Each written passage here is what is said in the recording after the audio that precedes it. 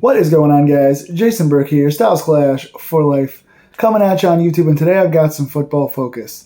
The Pittsburgh Steelers just finished their Week 5 matchup with the Buffalo Bills playing the best team in the NFL in Buffalo. The game just wrapped up, and this is going to be a quicker review than usual. It was a 38-3 drubbing. We got absolutely slaughtered. My hopes for a competitive game or a competitive season have kind of been dashed now as Pittsburgh falls to 1-4. This one's going to be quick because I'm not going to spend a lot of time praising a lot of guys because not a lot of guys did anything praiseworthy.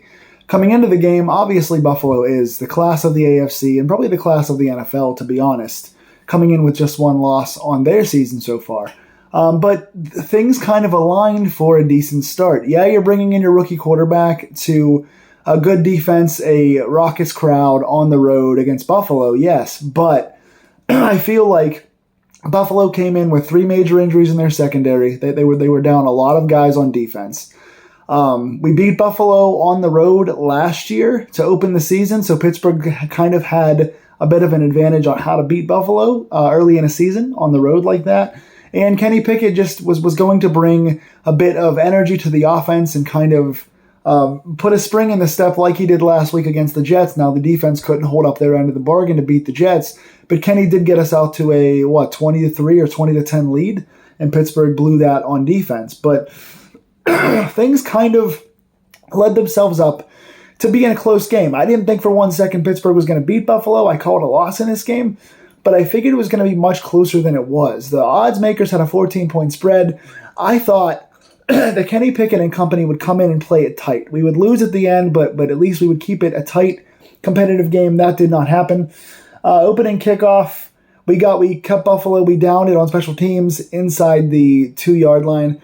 Buffalo then on the first drive went and threw a 98-yard bomb from Josh Allen to Gabe Davis for the touchdown, and right then we came back on the other side of special teams, and the ball was fumbled by James Pierre, I believe, on the kickoff return, so Buffalo got the ball back. And right there, it wasn't going to be our finest day. Just to give you an inkling, we went down into the half. I think it was 28-3 or 31-3. It was one of the two. It was the largest first-half deficit since 1990. It was a 32-year gap since our largest halftime deficit. Josh Allen already had 350 yards and 4 touchdowns at the half. Most quarterbacks don't get that in one game, let alone one half. He demolished us completely. He finished with 420-something yards, 4 touchdowns, just 1 pick. So I'll go over our stats real quick. We have problems everywhere. Offensively, Kenny Pickett's first game, he showed signs of promise. Did not get us any touchdowns. We finished the game with just 3 points on 3 field goal attempts. 1 was made by Boswell. 2 were missed because it was an incredibly windy and just really weird game because of the weather. But Boswell missed 2 field goal attempts and hit 1. We had 3 points for the day. Kenny Pickett, 34 of 52, 327 yards, no touchdowns, 1 pick. Couple nice drives from Pickett. 1 was stalled by an offensive line holding penalty. 1 was stalled on a play where Pickett slid and got hit as he was starting to slide. The refs didn't call it, which they should have. And James Daniels retaliated by throwing the guy on the ground, and they called that, which caused us turning a 3rd and 1 into a 3rd and 15 down there, which got us no points. So a couple of decent drives, but only 1 field goal to show for it. The interception was Pickett's fault. It was his worst pass of the day. He had a couple of passes that were high. That were on him. He's got to get a little more controlled over the middle of the field. A couple times, he just kind of throws it up a little bit. The interception was his fault. He threw into a well-covered ball to Chase Claypool on the sidelines, and it was jumped by one of the Bills safeties.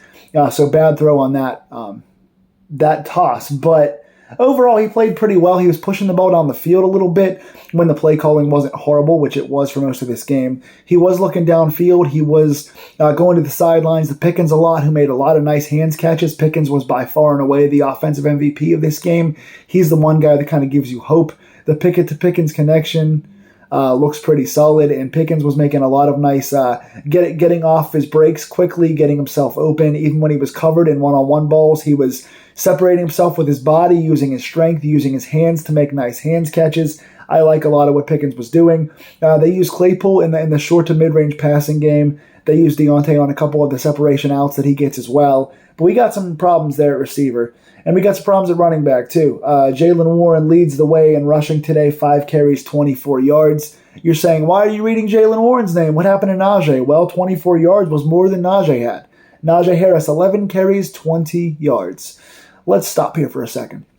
So yes, Kenny Pickett, for the most part, played decently, looked downfield, really stood in the pocket and took some hits. He had some nice sideline balls. He moved the pocket well for some short plays, which ran for 7 to 10 yard gains. I like that. I love the way he stood in the pocket. At least 5 or 6 times, he took big hits in the pocket to deliver the ball accurately across the middle. He had 1 or 2 balls that were high, and those were just on him, scrambling across and throwing across his body. Those were on him. The interception was bad, like I said, but he looked good standing in there and throwing the ball down the field. He looked more confident. This was the most we saw the ball moved in one single game, probably since last year. Ben couldn't do it last year with his body and his age, and Trubisky wasn't doing it this year. I think we saw some promise and some real opportunity for the future of Kenny Pickett in this game. That being said, we got some stuff to work on. Number 1, wide receivers. The wide receiver stats. George Pickens, 6 catches, 83 yards. Deontay Johnson, 5 for 60. Claypool, 5 for 50. And Zach Gentry, I think, also had 48 or so. It's got some problems. So George Pickens was looking great. Every target he gets, even the ones that he's covered, he finds a way to get open. He has speed. He has strength. He has hands. He has a toe-tapping ability. He had 83, and he actually had another 100-yard game for a second week in a row. They said one of the catches was not a catch, but he had 1 foot and 1 hand down. I think it was a catch, but they didn't call it one, and we didn't challenge it. So really, Pickens with his second straight 100-yard game.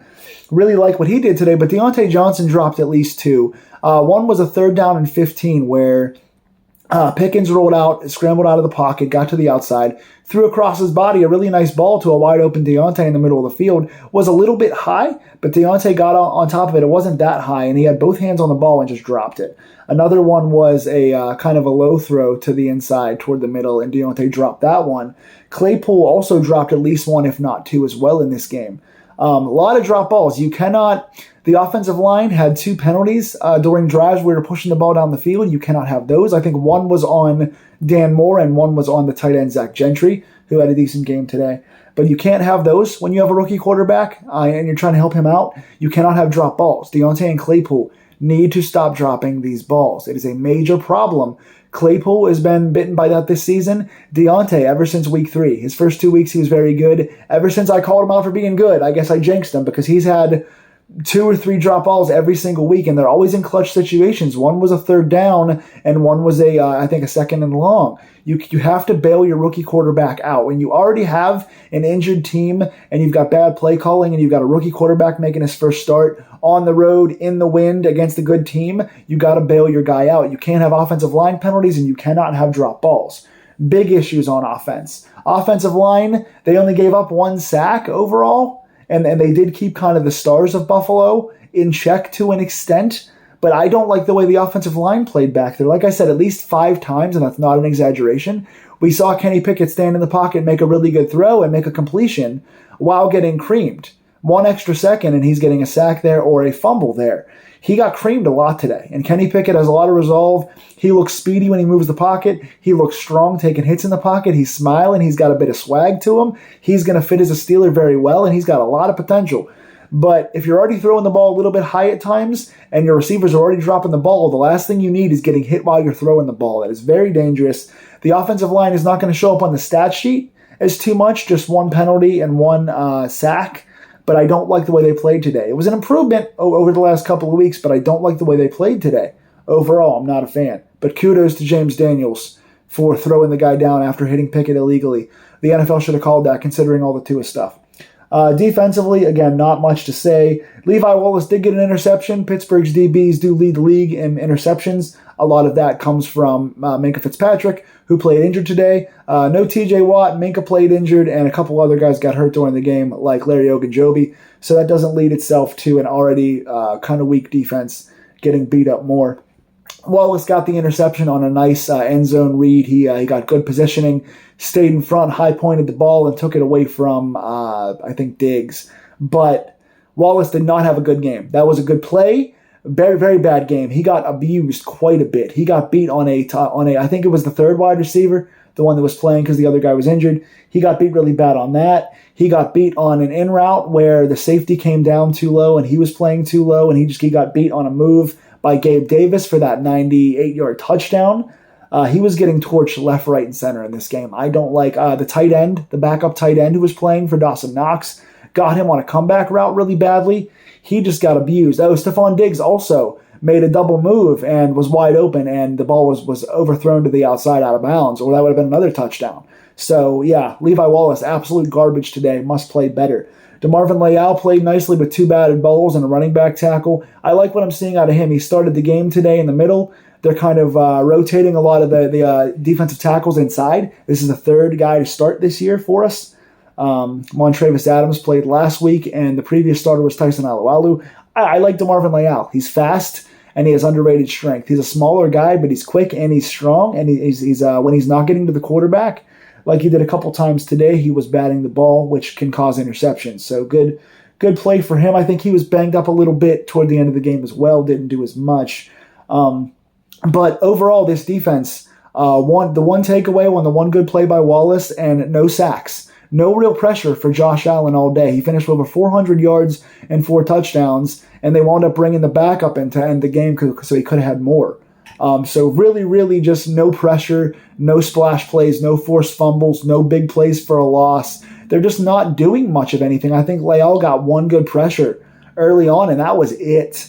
I mean, these guys really aren't doing anything without TJ Watt. I understand Minka was hurt in coverage today, and I understand that the best player didn't play, the DPOY didn't play, but you have to get more pressure. You have to, if you're Highsmith, if you're Ogunjobi, if you're Cam, I mean, you have talented guys out there. You have to get more pressure. You got to find a way to do something. Malik Reed has played in the league for several years. You got to find someone to get in there and at least get in his face. He had just easy regress to safety all day long. We got no pressure. And again, when your corners aren't great, Akilla Weatherspoon didn't play today, and like I said, Minka played hurt. So your best corner was out, and your best safety was playing injured, and Terrell Edmonds, the other safety, didn't play. So we were banged up too. And when you have that, you got to rely on more pressure to get sacks, to get splash plays, to get hits, to crowd the passing lanes so that Josh Allen feels out of sorts and throws some bad plays. We did not get that today whatsoever. Want to give some negatives out. James Pierre got beat on a few plays when he came in later in the game, but also fumbled. There's a lot of wind today, so I'm not going to entirely blame him. We benched Gunnar Olszewski. He was inactive today, a healthy scratch for returning because he sucked the last 2 weeks. So they put St. Pierre back there. He muffed the first kick return he had, gave Buffalo easy field position. So negative for St. Pierre, for James Pierre, whatever. He wound up getting replaced quickly with Steven Sims, who was hurt in practice this week. Bush didn't play very well. There was a long pass play he gave up. Halfway decent coverage down the field, but allowed a guy to go up over him and out-physical him for a big catch downfield, the backup tight end. Also took a really bad angle on a long run that should have been, I think it was Josh Allen, went to the outside. Bush had the angle and just took a bad angle and missed him completely, just whiffed on back-to-back plays. So I didn't like his angles or his coverage today. So negative on Bush. Again, Wallace was bad. Cam Sutton overall wasn't terrible. He did block a field goal attempt today on special teams. So that was a positive for Sutton, but he did get beat badly on a quick slant by Stephon Diggs. Again, one of the best receivers in the league, but still very easy for Diggs to beat him to the end zone on that play. So not much good coming out of this game. Boswell was just 1 for 3 on field goals because the wind was crazy. So he gets a negative mark, although we're not going to hold it too far against him for the windy Buffalo day. But Pittsburgh gets slaughtered, and you have to think now that Pittsburgh is probably, as we stand right now, the worst team in the NFL. The Jets have gotten better. The Jaguars have gotten better. The Lions have gotten better in spite of their bad day today. The Browns have shown improvements at times, and they can hang with certain teams. I think Pittsburgh is the worst team in the league right now, and for the roster we have, that's really a shame.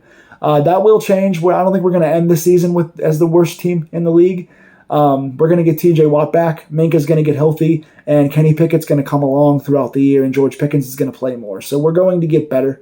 We did see some nice moments out of Jaylen Warren today, breaking a lot of tackles, running really hard on some nice plays. So we've got some pieces there. Hopefully this offensive line can get a little better and give Najee something, because the receivers are dropping the ball and the running game isn't getting going whatsoever. We have the worst offense in the NFL right now. Like I said, that could improve as time goes on, but you got to think now. Pittsburgh is not used to rebuilding. We've not had a losing season in the last 18 years. That is 15 straight under Mike Tomlin, 18 with Ben Roethlisberger. But when you have a franchise quarterback for 18 years and you're always in the mix, at the very least you're in the playoff mix, if not considered like the top team in the AFC, like we had under the entire time under Ben's regime. You're gonna, when your quarterback retires like that, you're gonna have a rebuilding time, and Pittsburgh has not rebuilt in almost 2 decades. So it looks like, in spite of all the talent we have, we're gonna have to rebuild. Play calling needs to get better. Offensive line needs to get better. Wide receivers need to get better. Even Najee, who I don't blame, his vision's gotten a lot of crap. I think he had one play that he should have bounced to the outside that was open. Other than that, it wasn't his vision. There's not much there. The line's got to block better. Najee's got to break more tackles. The main 2 receivers besides Pickens got to catch the ball. We got to get healthy. I mean, we had a lot of injuries today, so there's a lot of things going on. TJ's got to come back. I think Matt Canada's got to get fired by the end of the season. I would do it right now. So there's a lot of things we got to clean up. Special teams wise too, got to clean those up as well. So Pittsburgh falls to 1-4. We've now got a very tough 3 games ahead of us with Tampa, Philly, and Miami. 3 pretty solid teams in spite of injuries. So we will see where we go, but right now we're looking at a pretty high draft pick as we stand here. Is this the end of the season? Do you think we'll get better and turn things around? Do you think we are in a rebuilding phase? And do you think Pickett is the guy? Are you proud of Pickett today? Do you see possible room for improvements? Do you see this being the right move? What do you think? Tell me in the comments below. Please like, share, and subscribe if you like these deep dives. I'll be coming at you guys again next week with another Steeler video and throughout the rest of the season, so come back soon. Hopefully for some better Steeler reviews than today. Take care.